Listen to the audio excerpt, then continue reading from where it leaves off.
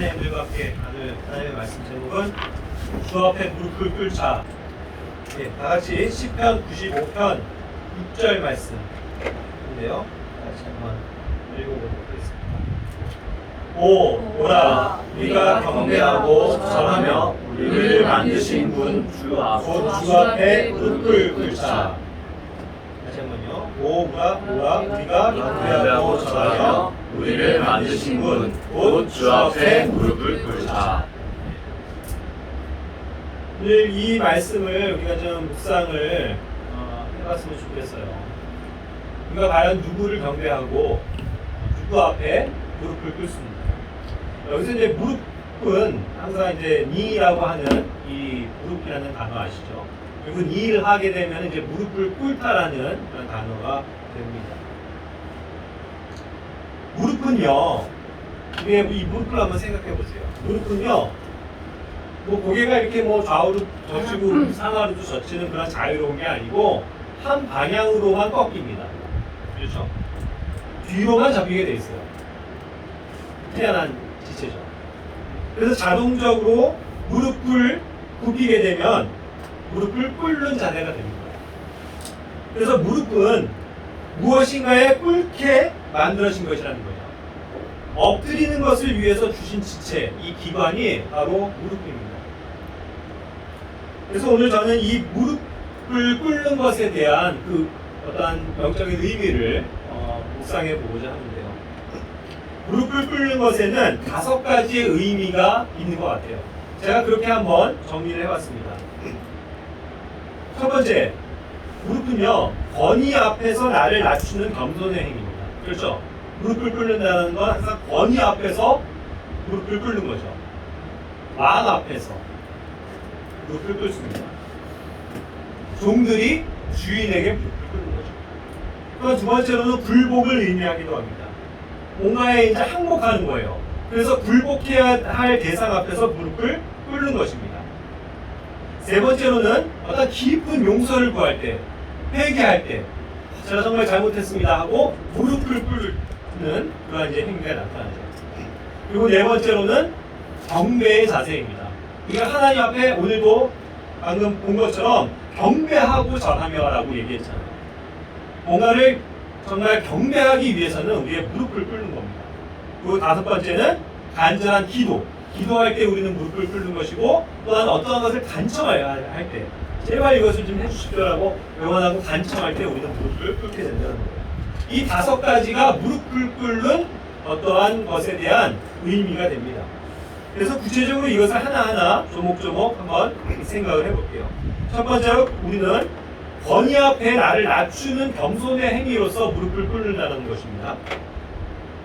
자, 이것은 이사야서 45장 22절 23절 말씀에서 보여지는 바, 땅의 모든 끝이여 나를 바라보라. 그리하여 너희는 구원을 받을지어다. 나는 하나님이요 나 외에는 다른 이가 없느니라. 내가 나를 두고 맹세하기를 내 입에서 의로움 속에서 말이 나갔은즉 그것이 돌아오지 아니하리니 이로써 모든 무릎이 내게 굴복하고 모든 혀가 맹세하리라 하였노라. 전능하신 하나님께서 이와 같이 선포하십니다. 그 하나님 앞에 모두가 무릎 꿇고 굴복하게 될 그러한 날이 올 것이라는 것이죠. 하나님 외에는 다른 이가 없습니다. 하나님 외에는 신이 없어요. 그렇기 때문에 모든 세상에 있는 분들이 그 하나님 앞에 결국 무릎을 꿇게 되는 날이 오게 된다는 것입니다. 사람들은 그것을 알지 못한 채 살아가지만 하나님의 증거의 말씀은 이와 같이 선언하고 계신 거예요. 사실 우리가 무릎을 꿇을 그러한 유일한 권위는 그렇기 때문에 하나님 한 분이십니다. 온 세상이 하나님 앞에 무릎을 꿇는 그 날을 한번 생각해 보세요. 에베소서 3장 14절 15절에서도 말씀하십니다. 이런 까닭에 내가 우리 주 예수 그리스도의 아버지 곧 하늘과 땅에 있는 온 가족에게 이름을 주신 분께 무릎을 꿇고 비노니. 여기서 말씀하고 계시죠. 우리는 하나님께 무릎을 꿇고 그분의 권위와 주권을 인정하는 자들입니다. 하나님을 나의 주로 모시고 당신은 나의 주인이십니다 라고 고백하는 우리는 당연히 우리에게 그러한 특권을 허락하신 분께 무릎을 꿇게 되어져 있다는 거예요. 그래서 세상의 모든 권위와 주권이 주님께 있다는 것을 우리는 인정하는 것입니다. 그와 같이 우리를 낮추는 것이 무릎을 꿇는 행위라는 것. 실제로 저는 그러고 오늘 무릎을 꿇는 것이 이 물리적으로, 신체적으로 실제로 우리가 무릎을 꿇는 것, 그것을 이야기하고 있다는 것을 말씀드립니다. 자, 두 번째는 어떤 영역이었습니까? 무릎을 꿇는 것은 결국 굴복을 의미한다는 거예요. 굴복해야 할 대상 앞에서 무릎을 꿇는 겁니다. 열왕기상 19장 18절 말씀. 그러나 내가 나를 위하여 이스라엘 안에 7,000명을 남겨두었나니 곧 바알에게 절하지 아니한 모든 무릎과 바알에게 입 맞추지 아니한 모든 입이니라 하시니라. 그 옛날 이스라엘에는 하나님만을 우리는 섬기고 하나님만을 따르기 때문에 하나님 앞에 무릎을 꿇지 결코 바알 같은 우상들에게는 무릎을 꿇을 수 없다라고 여기면서 그것을 거부하고 또 그들의 믿음을 지키기 위해서 숨어 있었던 7,000명의 사람을 보게 됩니다. 이들은 거기에서 절하지도 않았고 바울에게 입 맞추지도 않았다라고 이야기하고 있죠. 우상 앞에 굴복하지 않고 하나님에 대한 믿음을 지킨 그러한 모습을 얘기하고 있는 겁니다. 그것을 그들의 무릎과 입으로 증거하고 있다고 얘기하는 거예요. 바알에게 절하거나 경배하지 않았습니다. 그것이 결국 보세요. 절하기 위해서는 일단 몸을 굽혀야 되죠. 그리고 무릎을 접어야 합니다. 그것이 먼저 선행이 돼요. 그러니까 여기서 절하지 않았다는 표현은 결국 그들이 바알 앞에 무릎을 꿇지 않았다는 얘기가 되는 것입니다. 그리고 그들의 입술을 거기에 경배하기 위해서 입 맞추는 그런 행위도 하지 않았죠. 그래서 그들의 무릎과 그들의 입술은 지켜진 것입니다. 결국 우상 앞에 굴복하지 않는 것, 그러한 어떠한 단호하고 강인한 그러한 믿음을 지금 표현하고 있는 것이죠. 이 말씀을 그렇기 때문에 로마서 11장 4절에서는 다음과 같이 말씀하시는 겁니다. 그에게 주신 하나님의 대답이 무엇라 말하느냐? 내가 나를 위하여 바알의 형상에게 무릎을 꿇지 아니한 사람 7,000명을 남겨두었노라. 그죠? 자, 여기에서 분명히 그들이 바알 앞에 절하지 않았다는 말이 무릎을 꿇지 않은 것이라고 신약에서 분명히 그것을 확증시켜주고 있다는 것이죠. 하나님 외의 우상에게 무릎을 꿇지 않는 것은 이처럼 우상에게 우리가 굴복하지 않았음을 보여주는 말입니다. 우리는 동서 복음을 막론하고 관용적인 표현에 있어서요, 무릎을 꿇는다라는 말이 어떠한 의미를 갖는지 아실 겁니다. 무릎을 꿇는다라는 말은 물리적으로, 신체적으로 무릎을 꿇지 않아도 어떠한 대상에게 굴복하는 것, 어떠한 대상에게 패배하는 것, 어떠한 대상에게 항복하는 것을 의미한다는 것을 너무나도 당연하게 알고 있죠. 그렇게 또한 쓰고 있습니다. 그러니까 이것은 물리적으로, 신체적으로 무릎을 꿇는 것만이 아닌 정신적으로나 영적으로도 결국 그 대상에게 항복을 선언하고 굴복하고 복종하게 되는 일이 곧 무릎을 꿇는 행위라는 것을 알 수 있는 거예요. 그것을 의미하는 겁니다. 이것이 어찌 오늘날에도 심각하지 않은 그러한 내용이겠습니까? 많은 크리스찬들이, 많은 교회들이 지금 하나님의 것 외에 다른 것에 굴복당하고 있다는 거예요. 다른 것에 항복하고 있다는 겁니다. 그 말이 뭐예요? 그들은 하나님 외에 다른 것에 무릎을 꿇었다는 얘기예요. 직설적으로 얘기합니다. 그렇게 얘기하면 어떻습니까? 굉장히 불쾌하게 여기겠죠. 하지만 하나님의 말씀은 확실합니다. 무릎을 꿇는다는 게 뭐예요? 우리가 지금 오늘날의 현대사회에서 왕도 하니까 실제로 무릎 꿇을 일이 얼마나 있습니까? 하지만 그런 신체적인 것만의 얘기가 아니고 어떠한 권위 앞에, 어떠한 대상 앞에 항복을 선언하고 패배를 인정하고 그것을 받아들이는 순간 그게 뭐라고요? 무릎을 꿇는 거라고요. 그런데 우리는 분명히 우리가 주 앞에, 주 앞에 나와서 주님께만 경배드리고 주님께만 절하고 주님께만 무릎을 꿇어야 된다는 것을 성경은 엄중하게 경고하고 계시다는 거예요.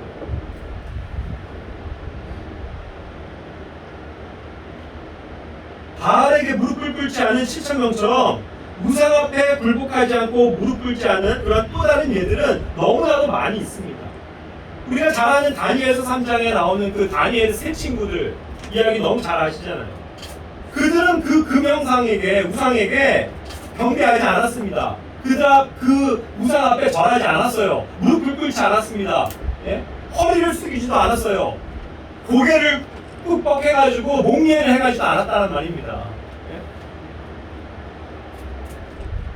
그와 같은 식으로 대충 유야무야 예? 무릎 꿇는 척하면서 잠깐 그 시간을 모면하려고 들지 않았다는 거예요. 그들은 온전히 자신들의 믿음을 하나님께 두었습니다. 그렇죠? 그래서 그 우상과 그 권력자들에게도 용감히 맞서고 대항하고 당당했던 것입니다. 그것에 대해서. 그들이 느부갓네살의 법을 어겼다라고 저 법을 어겼습니다. 죄송합니다. 이렇게 나갔냐고요. 그들은 범법자가 아니에요. 하나님 앞에 예배드리고 하나님 앞에 무릎을 꿇는 것이 어찌 이 세상에서 범법의 행위가 된단 말입니까? 우리는 하나님 앞에 무릎을 꿇는 것입니다. 그렇죠? 이에 반해서 오늘날 그리스도인들은 아까도 얘기한 것처럼 너무나도 많은 일에 이 세상과 세상의 권세 잡은 자 사탄 마귀에게 무릎을 꿇고 있습니다. 다시 말하지만 신체적으로 무릎을 꿇는 것이 아닌 정신적으로 영적으로 그러하다는 말이에요. 세상의 권세를 무서워합니다. 세상 사람들의 시선과 비난을 두려워해요. 그렇게 눈치나 보면서 적당히 대충 넘어가면서 세상과 타협하고 있다는 말입니다. 이것을 뭐라고요? 이게 그 세상에 대해서 무릎 꿇는 것이라고요. 당당히 진리를 외치고 진리에 대해서 비진리에 대해서는 맞서 싸우고 우리의 믿음을 지켜야 하는 그 일을 포기하고 있다는 것입니다. 너무나도 쉽게 너무나도 무력하게 포기하고 말아요. 그깟 감염법 예방법이 뭐길래 예?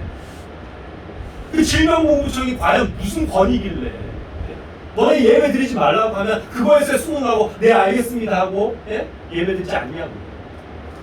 그래 놓고서 뭐 온라인 예배라고 하는 예배의 형태로 방식으로 바꿔버려요. 모이기를 그렇게 패하면서 그들이 할 말이 있습니까? 도대체 킹제임스 성경을 가지고 있으면 뭐 하냐는 거예요. 그거 하나 지키지 못하고 그거 하나 예? 자신의 무릎을 지키지 못합니다. 그렇게 그냥 꼬리를 감춰버립니다. 그렇게 그냥 무릎을 꿇어요. 예예 하면서 고개를 숙이고 허리를 굽신거리고 이 땅에서 살아보겠다고 발버둥치는 그런 모습 아닙니다. 이들은 과연 하나님을 자신의 주로서 인정하고 고백은 하지만 실상 그렇지 못한 건 아닙니다. 유일한 하나님께 드려야 할 경배, 그 신성한 의무와 사랑과 특권마저 감염병 예방을 위해서는 안 모여도 된다고 교회 모임을 해야 할 수 있냐는 거예요. 세상의 빛으로 살아가기 위해서는 세상이 요구하는 부탁과 그런 협조에 적극 동참해야 된다고 여기면서 순응합니다. 그렇게 세상 정부와 세상 사람들의 부당한 요구에도 침묵하면서 우리는 세상의 빛이다. 우리는 이웃들에게 사랑을 전하는 선한 사마리아인과 같다라고 여기는 것이 보통 착각이 아니냐는 거예요. 그렇게 그들은 코로나 예방을 위해서 아낌없이 순종하고 협조하면서 그것이 교회의 사회적 역할이라고 자기하고 있습니다. 하지만 저는 분명히 말씀드립니다. 그들은 지금 하나님 앞에 무릎 꿇지 않는 것이고 세상에 무릎을 꿇고 있는 것이라고. 그들은 지금 세상에는 칭찬받을지 몰라도 훗날 하나님께는 엄중한 책망을 받게 될 것이라고. 그들은 철저히 사탄의 속임수에 속은 거라고. 코로나에 속은 거라고. 그들은 온라인 예배라는 그 말도 안 되는 올무에 빠져서 교회의 모임을 폐하는 방식을 따라가고 있다는 것을 알아야만 하는 것입니다. 어제도 한 정보를 보니까 저번 주에 이제 비대면 예배라는 것이 시행이 됐잖아요. 그럼에도 불구하고 믿음으로 예배를 드린 교회들이 있어요. 그렇게 해서 12개의 교회가 서울시만은 12개의 교회가 고발 조치당했습니다. 그리고 2주간 당연히 운영 정지 명령을 받았고, 이제 한 번만 더 적발되면, 오늘 이제 모이잖아요. 한 번만 더 적발되면 그 교회를 영구 폐쇄시켜버리겠다고 합니다. 그것이 헌법이 보장한 바예요? 헌법에서 말하는 겁니까? 아니에요. 그 종교의 자유가 있고 집회, 모임의 그런 결사의 자유가 있는 이 대한민국에서 그것을 지금 영구 폐쇄하겠다고 드는 그 법이 뭐냐고요. 작년에 또 얼렁뚱땅 만들어가지고 만든 감염 예방법이에요. 감염 예방법을 들어서 교회를 폐쇄시키고자 하는 겁니다. 그리고 또 하나의 정보에 의하면 경기도는 어떻게 되는지 모르겠지만 최소한 파주시에서는 또 3개의 교회가 이와 같이 고발 조치당했습니다. 제가 아는 한은 15개의 교회가 지금 운영 중지를 먹었고 폐쇄 조치에 위험에 처해져 있습니다. 그런데도 너무나도 감사한 것은 그들은요, 한결같이 목회자들이 유튜브에서 피력합니다. 상관없다. 우리 그래도 모인다. 1부, 2부, 3부, 4부 다 드립니다. 기도 모임 한다. 특별 집회까지 합니다. 지금 특별 기도회까지 해요. 그런 식으로. 어서 나 잡아가시오. 우리 빨리 고발 조치를 하시오. 이거 아니에요. 저는 이들의 믿음이 부럽다는 거예요. 이들의 믿음이 귀하다는 거예요. 이들은 결코 세상 정부에 대해서 타협하지 않았고 그들 앞에 무릎을 꿇지 않은 자들이에요. 바알에게 무릎을 꿇지 않은 7천 명의 사람들처럼 주님께서는 서울시에 그나마 12개의 교회를 이와 같이 남기셨습니다. 파주시에 3개의 교회를 남기시고, 물론 우리도 이렇게 모이고 있지만 우리 뭐 고발당하거나 하지 않았을까. 물론 이제 그런 교회들이 있겠죠. 작은 교회들은, 드러나지 않는 교회들은 더 많이 있었을 수 있습니다. 그렇죠? 그러나 어찌됐건 이와 같이 고발당하고 지금 폐쇄의 위기에 처해져 있는 교회들이 지금 13개의 교회가 있습니다. 우리가 아닙니다. 그래서 이번 주 내내 사실 마음이 무거워요. 그래서 사실 많은 시간을 내서 항상 계속 기도합니다. 그들을 하나님께서 보호하고 지켜주시고, 그리고 또 이것이 우리에게 잊혀지는 바 중요한 본보기잖아요. 우리도 이와 같이 우리의 믿음을 지킬 수 있도록 주님 도와주십시오. 그런 기도가 절로 나오는 거예요. 그리고 그것이 남의 일이 아니기 때문에. 제가 다른 교회들에 대해서는 지금 기도하고 싶은 마음이 전혀 없습니다. 하지만 그들 교회는 우리가 생명부지 알지도 못하는 교회들이지만 그들을 위해서 기도하게 돼요. 하나님, 그들을 지켜주십시오. 정말 무릎을 꿇지 않는 그들을 하나님께서 보호해 주셔야 되지 않습니까? 물론 영국 폐쇄 당하더라도 자기네들은 상관없다고 얘기합니다. 그럼 뭐 또다시 개척하겠대요. 얼마나 놀라운 교회. 우리가 말하는 그런 그들을 같은 교회는요, 굉장히 사실 커요. 건물도 수십억, 100억이 넘는 그런 건물들 갖고 있다고요. 그거 폐쇄당하고, 완전히 그냥 쫓겨나고, 헐값에 넘기고, 그죠? 그러고서 다시 개척하더라도 자기들은 그 믿음을 지키겠다잖아요. 하나님과 얼마나 이것이 귀하냐는 거예요. 그래서 정말 이런 면에서 구절을 받기로 합니다. 세 번째로는 깊은 용서를 구할 때, 회개할 때 우는 무릎을 꿇게 돼 있어요. 에스라 9장 5절, 6절 말씀해 보면 그들이 이제 주님 앞에 나옵니다. 그죠? 이제 저녁에 희생물을 주님 앞에 드려요. 그럴 때 에스라가 그 옷과 겉옷을 찢은 채 무릎을 꿇고 주저앉았다고 그랬어요. 그래서 주님을 향해서 두 손을 펼치고 주님께 구합니다. 우리의 이 부끄럽고 낯뜨거운 우리의 풀법을 주여 용서해 주시옵소서. 그와 같이 각성하면서 회개하는 마음으로 주님 앞에 무릎을 꿇는다는 것입니다. 그 옛날 이스라엘은 자신들이 그런 범죄한 사실에 대해서 그것을 깨달았을 때 항상 무릎을 꿇었습니다. 그리고 각성했어요. 그렇게 회개하면서 주님의 이름을 불렀다는 것이죠. 그것처럼 오늘날 우리도 마땅히 그러해야 된다는 겁니다. 우린 주님 앞에 무릎을 꿇고 나아가야 돼요. 우리는 과연 뭐 잘했습니까? 우리는 잘났습니까? 우리의 그 부족함, 우리가 정말 주님 앞에 돌이켜야 될 그런 영역들에 대해서 무릎을 꿇고 나아가고 있는 것이죠. 누가복음 5장 8절에서도 베드로는 주님 앞에 무릎을 꿇었습니다.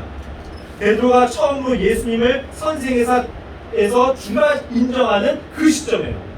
보세요. 시몬 베드로가 그것을 보고 예수님의 무릎 앞에 엎드려 이르되 오 주여 내게서 떠나소서 나는 죄 많은 사람이니이다. 이와 같이 그가 회개하고 주님 앞에 무릎을 꿇고 이것이 변화받은 사람들의 모습입니다. 그냥 예수 그리스도를 하나의 그냥 좋은 선생으로 알았던 그가 이제 정말 주님이 행하신 그런 놀라운 일들을 보면서 이분은 하나님의 아들이시다.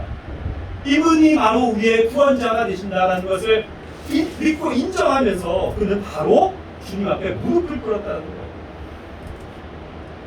그렇게 자신이 정말 죄인이라는 것을 시인하는 겁니다. 그런 자세로 우리가 주님 앞에 나아가야 되지 않을까. 네 번째는 경배의 자세라고 말씀드렸습니다. 먼저 회개의 무릎을 주님 앞에 꿇게 되면 그 다음 순서는 뭐예요? 이제 믿은 우리는 반드시 우리의 주가 되시는 주님만 섬기고 주님만 높이고 주님만 경배하는 그러한 경배의 자세로서 무릎을 꿇어야 한다는 것이죠. 역대하 6장 4절 5절에서도 보면 솔로몬은 그 놀라운 봉헌의 경배를 주님 앞에 드리면서 주 하나님을 찬송합니다. 하나님께서 이루신 놀라운 일들을 높여드리면서 10장절에도 얘기하는 것처럼 이스라엘 온 회중 앞에서 무릎을 꿇고 하늘을 향해 자기의 두 손을 앞으로 펼치고 그것을 선포하고 있는 것을 보거든요. 무릎을 꿇는 겁니다. 하나님께 모든 주권을 돌려드리면서 모든 영광과 찬양을 그분께 돌려드리면서 그는 무릎을 꿇는 것입니다. 그래서 주님께서 베풀어 주신 은혜들에 대해서 감사하는 거예요. 그게 얼마나 겸손한 모습입니까? 그것이 경배의 자세라는 거죠. 우리는 이와 같이 하나님을 경배하기 위해서 무릎을 꿇어야만 하는 거예요. 다니엘서 6장 10절 말씀도 다니엘이 세 번 그 기도하는 장면이지만 기도에 앞서서 하나님께 감사를 드리고 기도와 함께 하나님께 감사드리고 찬양을 하는 그런 모습인 거예요. 다니엘서 6장 10절 말씀. 그 조수의 도장이 찍힌 것을 어떻게 해요? 알고도 자기 집에 들어가 자기 방에서 예루살렘을 향하여 창문을 열고 전에 하던 대로 하루에 3번씩 무릎을 꿇고 기도하며 자기 하나님 앞에서 감사를 드리더라.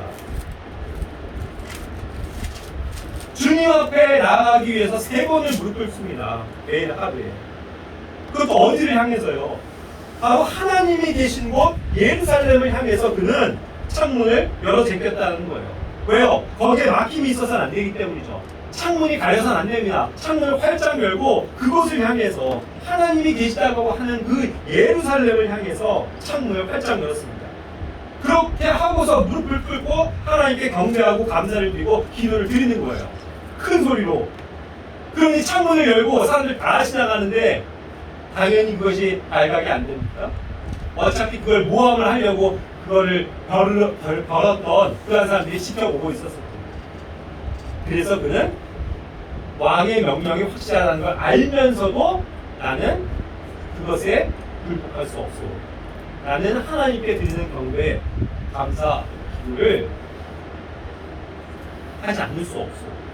이것을 기억한다는 거죠.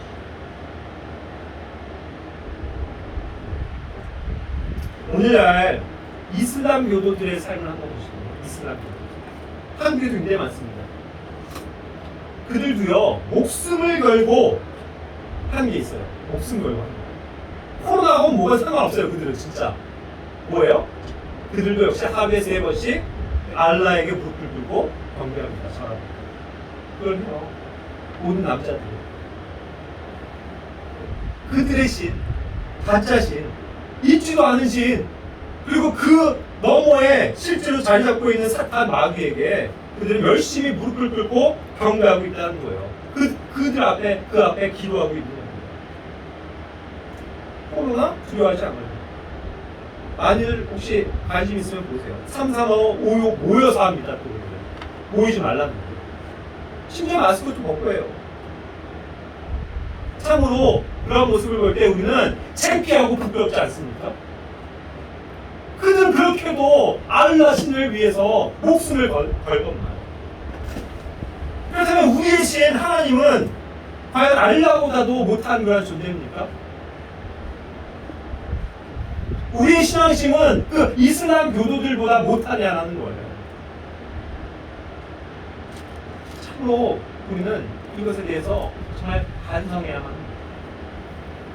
다섯 번째로 간절한 기도의 자세. 또 뭔가를 간청하기 위한 자세가 무릎을 꿇는 거라고 말씀드렸습니다. 아까도 본 것처럼 열왕기상 8장 54절에서는 솔로몬이 무릎을 꿇고 기도와 간구를 드리고 있죠. 무릎을 꿇고 기도하는 거예요. 그래서 기도가 끝났을 때 일어나는 거죠. 예수님께서도 신이 그러한 본을 보여주셨습니다. 누가복음 22장 41절에 보면 마지막 정말 그 하나님 앞에 아버지께 돌려드리는 간절한 기도를 드릴 때에 어떻게 하셨어요? 무릎을 꿇고 기도하셨어요. 무릎을 꿇고.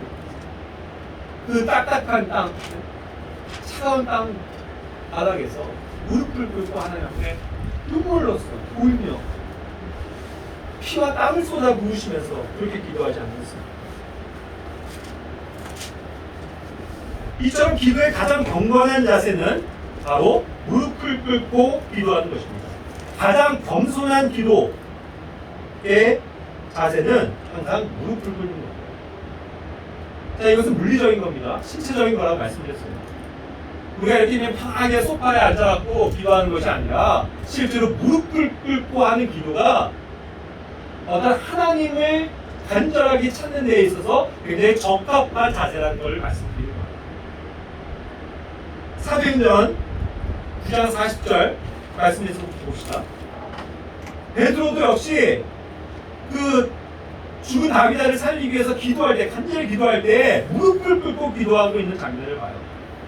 사도행전 20장 36절에서도 모든 그 장로들이 바울과 이렇게 만났을 때 그들이 다 무릎을 꿇고 함께 기도하고 있는 장면을 봅니다. 심지어 그것이 사도행전 21장 5절에 보면 그들이 바닷가에서 또 그 모래밭에서도 다 같이 모여서 무릎을 꿇고 기도하고 있는 장면을 우리는 보게 되는 것입니다.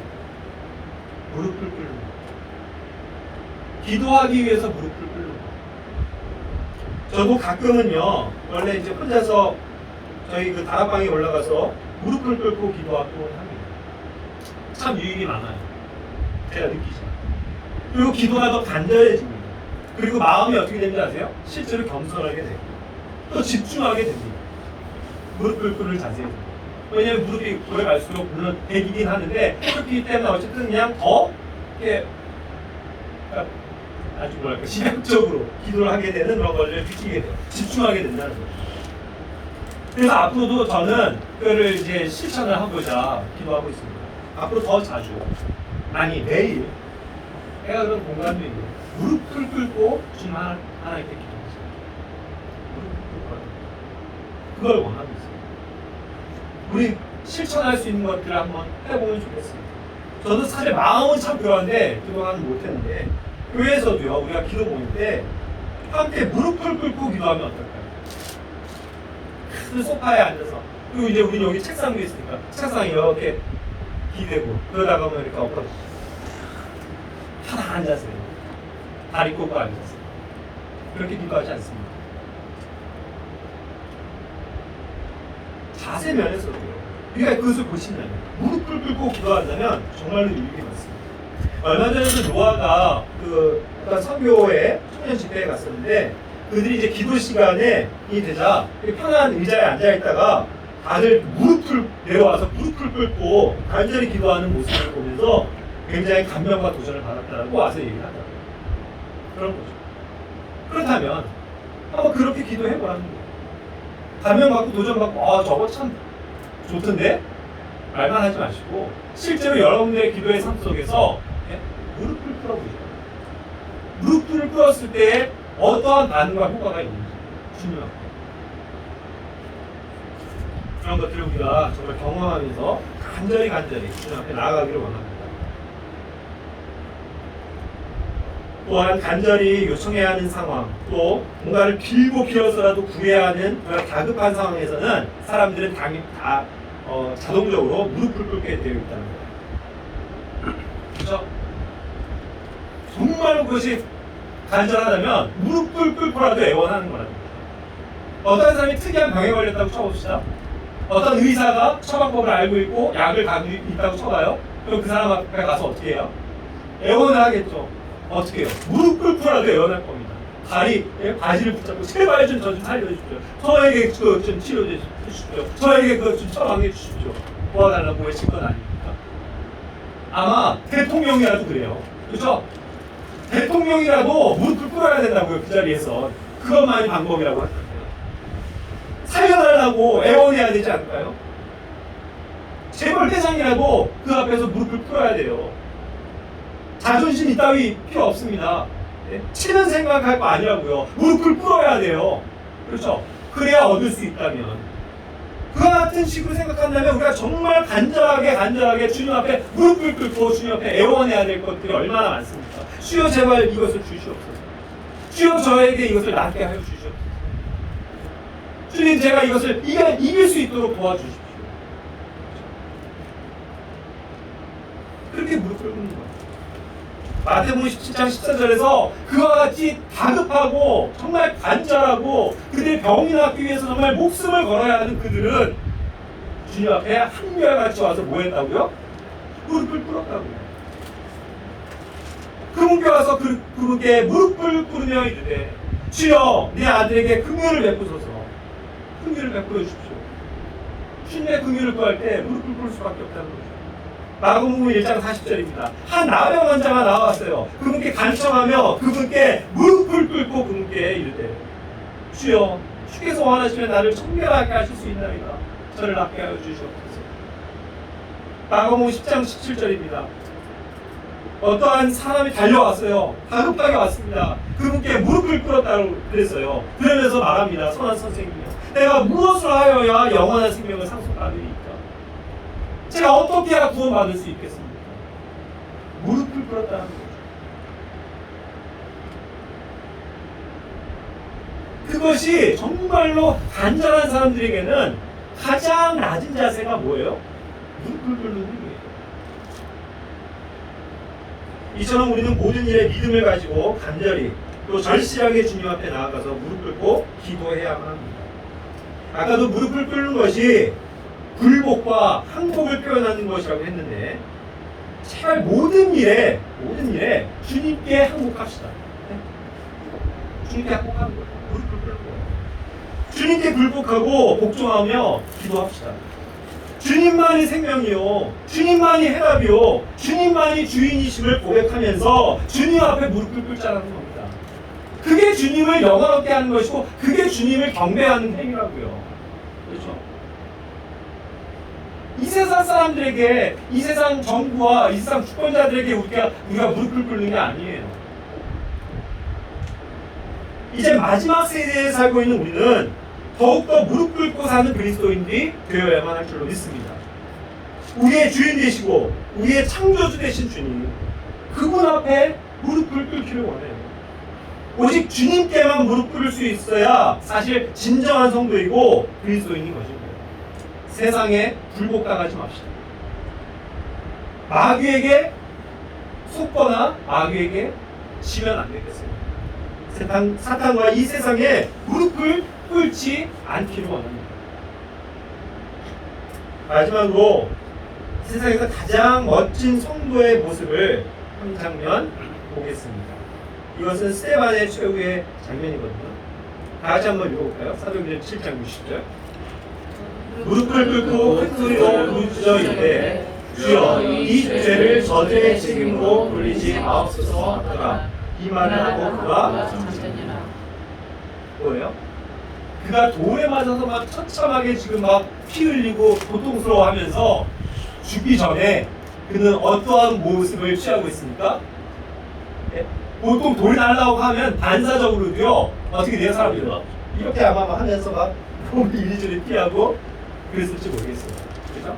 그런데 그는 그냥 당당하게 무릎을 꿇었다는 거예요. 그렇게 하면서 외친 거예요. 큰 소리로 주여 이 죄를 저들의 책임으로 돌리지 마옵소서. 저들을 용서해 주십시오. 라는 위대한 기도를 드리면서 무릎을 꿇은 채 쓰러진 거죠. 무릎을 꿇고 숨겨나가 이 스테반의 삶의 모습 그걸 한번 연구해 보세요. 너무나도 숙연하고 너무나도 경건하고 너무나도 멋진 모습으로 죽은 건 아닙니다. 우리도 그러한 모습으로 죽을 수 있다. 우리가 무릎 꿇고 기도하는 가운데서 죽을 수 있다. 주님께서 우리를 다 부르시는 그 휴거의 순간이 우리가 하나님 앞에 무릎을 꿇고 기도하고 있을 때 올라갈 수 있다. 얼마나 좋을까요? 그것을 우리의 삶 속에 항상 새기고 있잖아요.